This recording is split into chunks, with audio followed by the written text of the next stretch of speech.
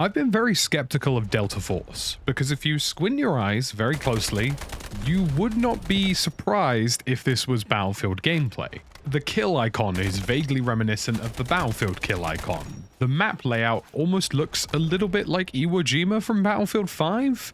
There's just a lot going on here, from the operators to just generally how the game looks and flows, that would make you feel a little bit remiss if you said it was a Battlefield clone. But having played Delta Force for a whole day now, I almost feel like that would be mildly disrespectful to what they're trying to achieve. Now, make no mistake, these guys are 100% taking aim at that market, and they truly believe that they could probably even replace Battlefield as a free-to-play equivalent.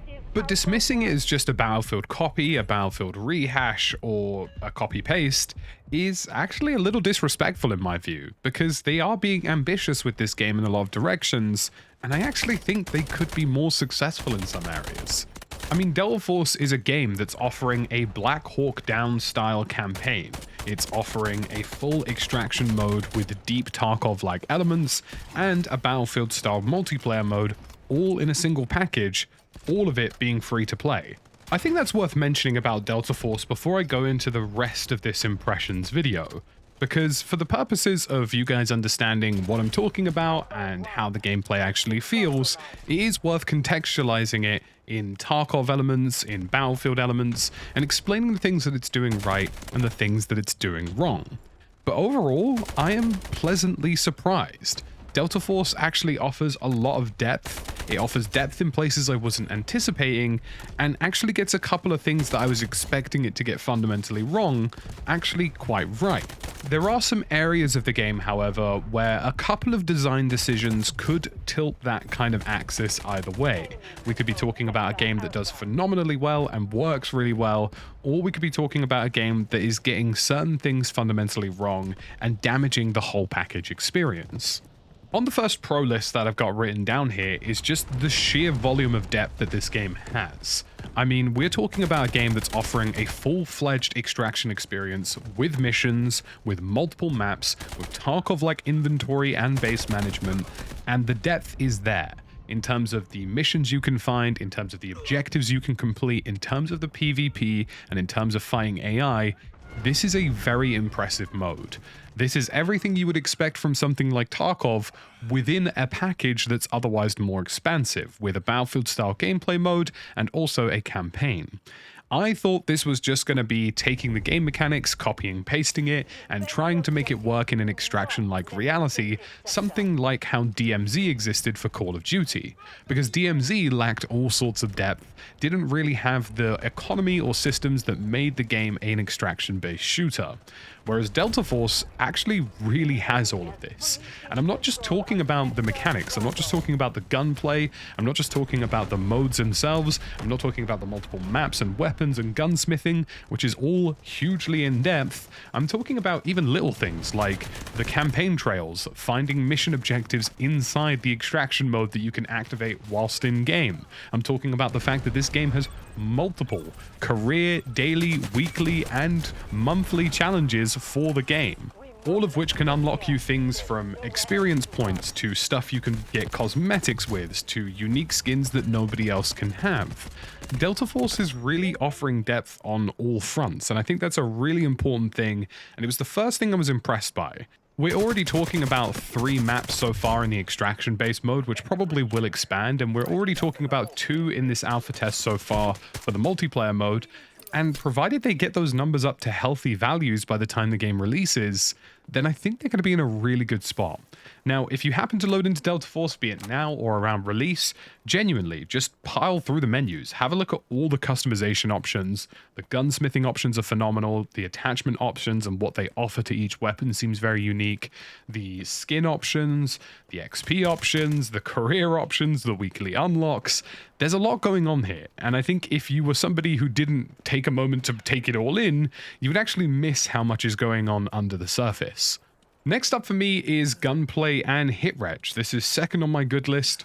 The gunplay has a bit too much visual recoil, but I do appreciate that it actually has recoil to it. You actually have to cater your weapons towards certain playstyles and customize weapons to achieve certain goals, and not all weapons are going to fit all purposes, which is always the biggest pitfall for some games, especially like Call of Duty, where an assault rifle just ends up being the best weapon overall, as opposed to individual weapons suiting individual circumstances.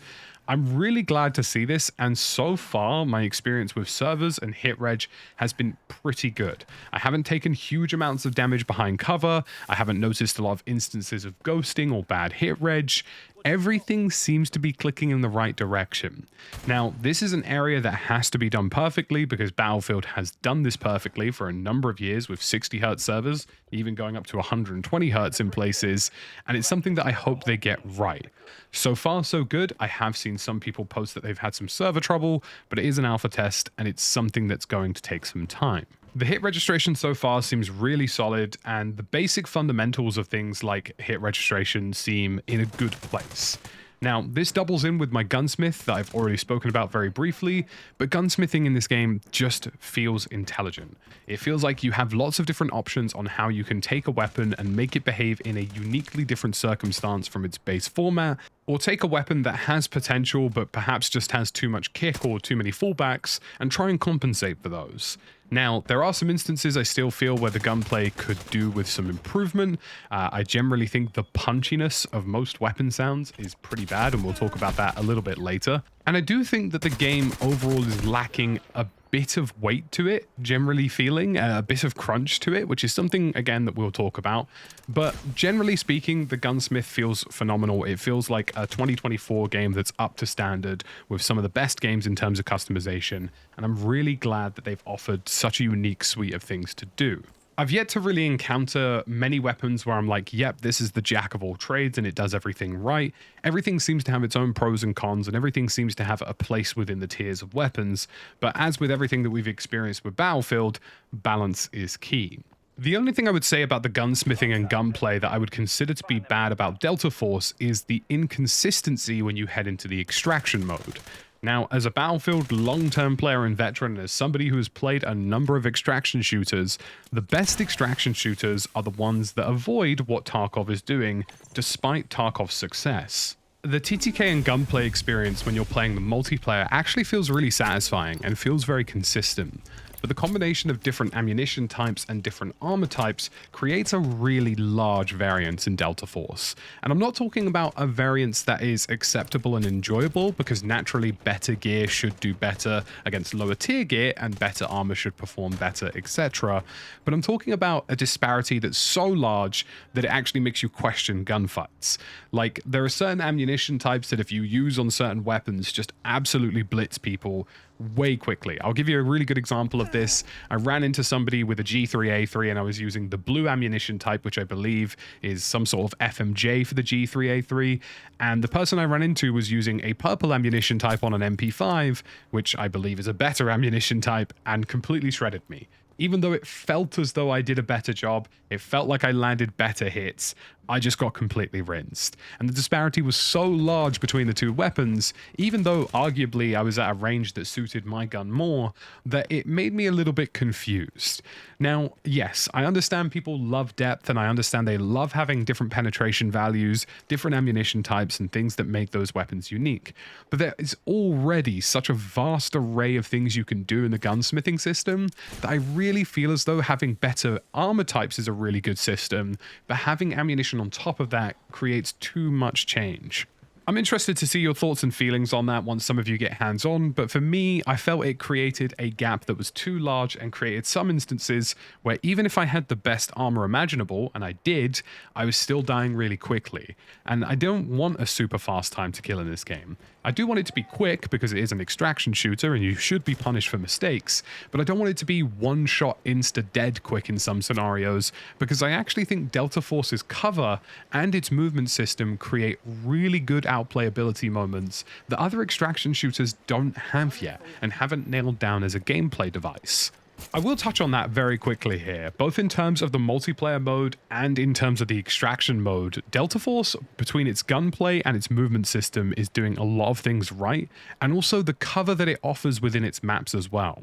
Even on the extraction maps, you're seeing really good cover that seems very methodical and well thought out, that allows you to take those gunfights against other teams and flip them on their heads with the right flanking route, the right bit of movement, the right attempt in the right direction, and it creates a really large risk-reward scenario that I don't think you really see in other extraction shooters. DMZ was too casual, it was too easy, and outplaying opponents was too messy. Tarkov is often too extreme, too slow, and too clunky, and you basically end up being punished for, well, moving or existing.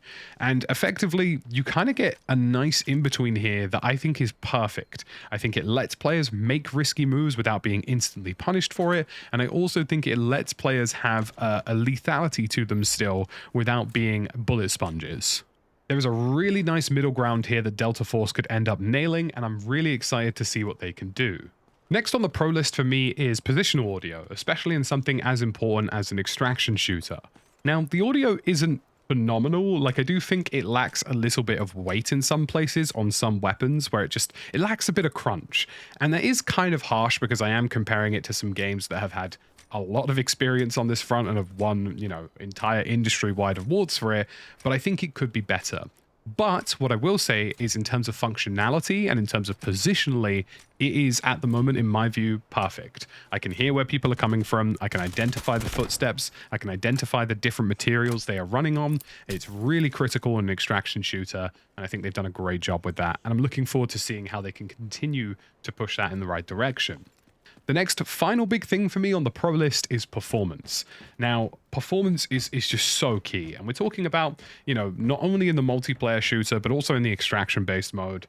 We have seen games from, Gray Zone Warfare to Battlefield to pretty much any game that tries to be a hardcore shooter really struggling with performance. And Delta Force goes, nah, mate, I'm not going to have any problems with that at all. And it's really refreshing.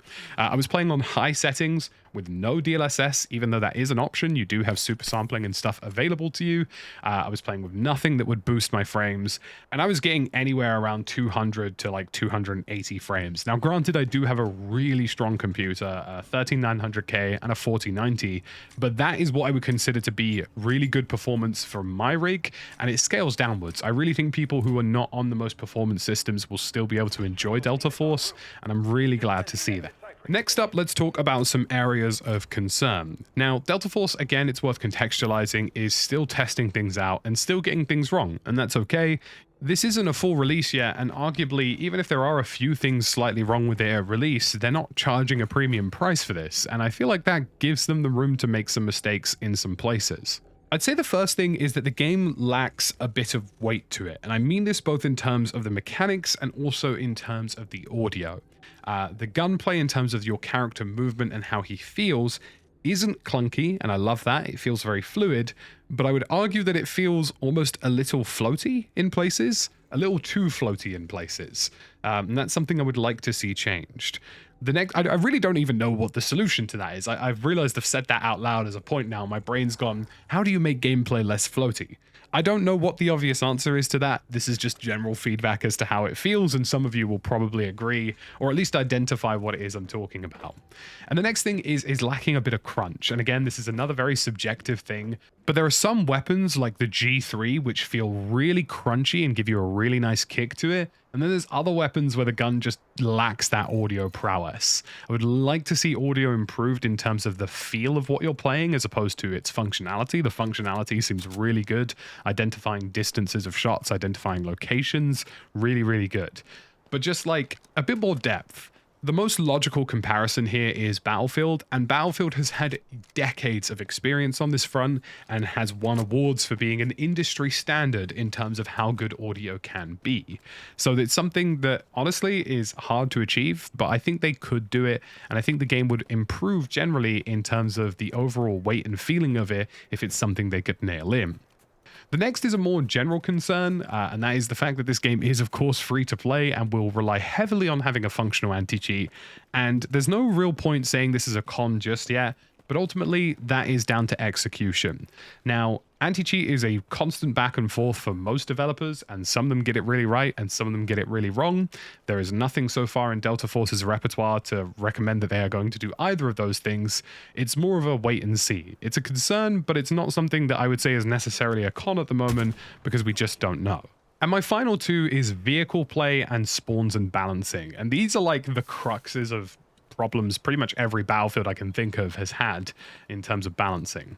This is something that I don't think I've seen a single Battlefield game necessarily get correct at launch or get correct even a year down the line, and it's something that's going to be hard for Delta Force too.